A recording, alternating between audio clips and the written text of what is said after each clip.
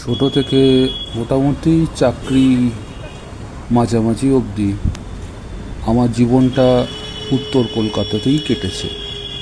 কিন্তু আস্তে আস্তে যখন আমি বেহালার দিকে চলে এলাম, মানে এটা দক্ষিণ কলকাতা ঠিক নয়, এটা দক্ষিণ পশ্চিম, সাউথ ওয়েস্টার্ন সাইড কলকাতার, তখন এটাও একটা অত্যন্ত পুরনো কলকাতা।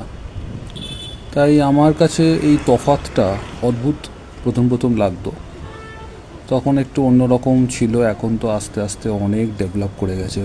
বেহালা, ঠাকুরপুকুর, এই রাস্তাটা জেমস লং এর উপরে অনেক ক্যাফে তৈরি হয়ে গেছে।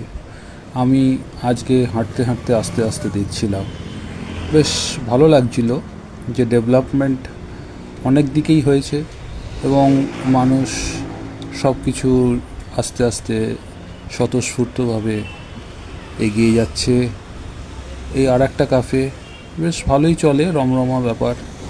এইগুলোই আমার আনন্দ লাগছে।